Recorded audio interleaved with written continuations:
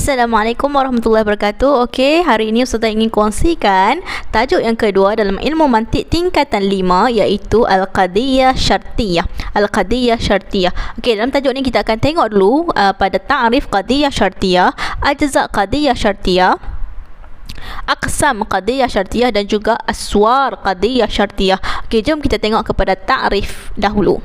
Okey, ta'rif Qadiyah Syartiyah hiya ma tarakkabat min juz'aini rubita ahaduhuma bil akhar bi adatin syartin. Okey, adalah dua penyataan, terdiri daripada dua penyataan yang ada pertalian antara penyataan pertama dengan pernyataan yang kedua dan disertai dengan adat syarat. Okey, ingat dua penyataan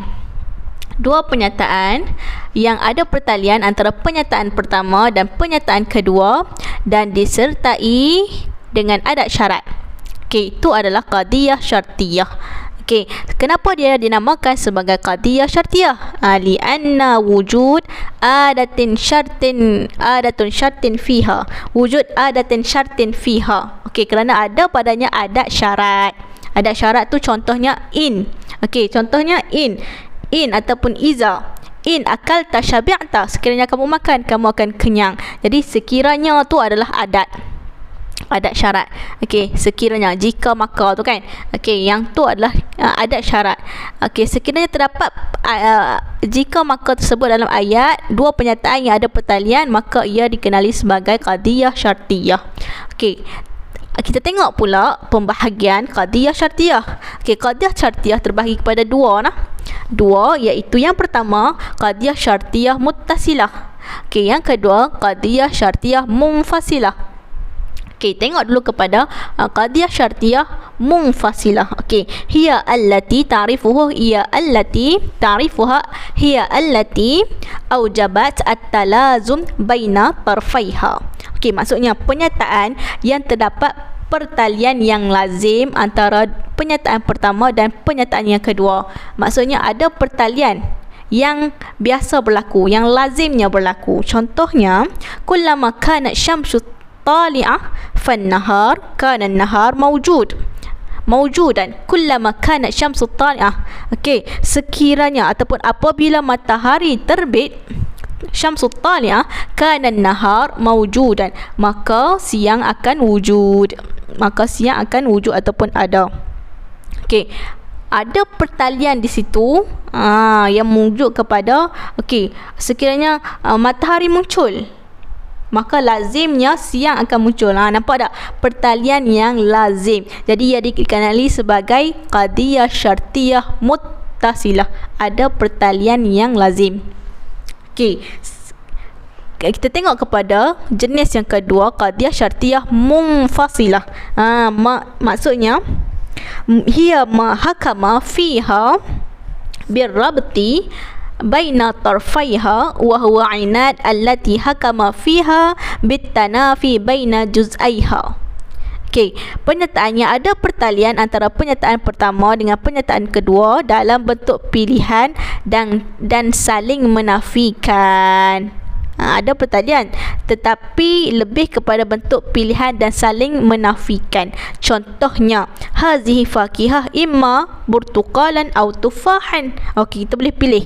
Ada pilihan kat situ. Buah ini sama ada limau ataupun apple. Tak ada pertalian yang merujuk kepada lazim berlaku. Tapi dari sudut pilihan ataupun saling menafikan. Okey, kenapa ia dinamakan Munfasilah? Wujud adat ainat fiha, kerana adanya bentuk pilihan dan saling menafikan pada ayat tersebut.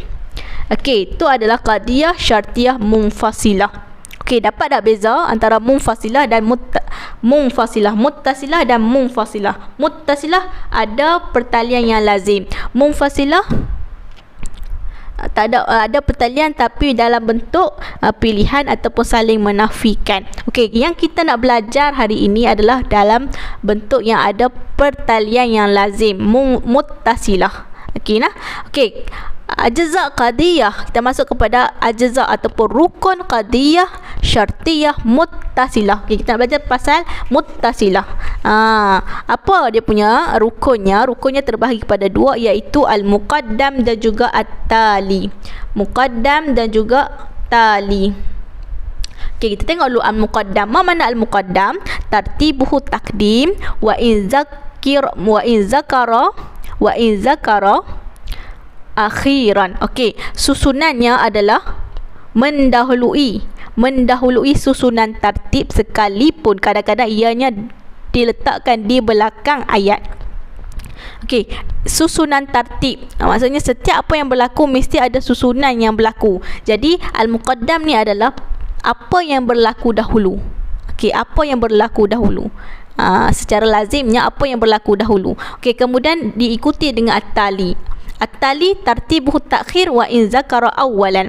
Okey, susunan tartibnya adalah yang terakhir sekalipun ia berada di hadapan ayat. Okey, jadi kamu kena tentukan betul-betul apa yang berlaku dahulu. Kita tengok pada contoh. In kana al-alam mudian. In kana alam mudian. Fannahar mawjud. Okey, sekiranya alam ini bercahaya, maka siang akan wujud. Jadi apa yang berlaku dahulu? Al-muqaddam di situ yang perlu berlaku dahulu, yang mana siang itu akan wujud dulu, baru alam akan bercahaya. Nampak tak? Sekalipun at-tali itu berada di hadapan, dia tetap dikenali sebagai at-tali. Sekalipun dia berada di hadapan ayat, dia tetap dipanggil sebagai at-tali. Kamu kena tengok dari sudut apa yang berlaku dahulu. Jadi di situ kita dapat tentukan ajza al-qadiyah syartiyah muttasilah. Okey, harap kamu faham nah. Okey, fannahar mawjud. Itu adalah yang berlaku dahulu. Sekalipun dia duduk di belakang, tetapi dia tetap dipanggil sebagai al-muqaddam. Jadi dalam contoh ajza ni, soalan yang selalu ditanya adalah ayin, tentukan yang mana satu al-muqaddam, yang mana satu at-tali. Jadi kamu kena kenal pasti betul-betul mana satu yang berlaku dahulu, untuk tentukan mana satu at-tali, mana satu al-muqaddam. Okey, dapat nah. Dua ajza al-qadiyah syartiyah. Okey, kita sambung kepada part yang berikutnya.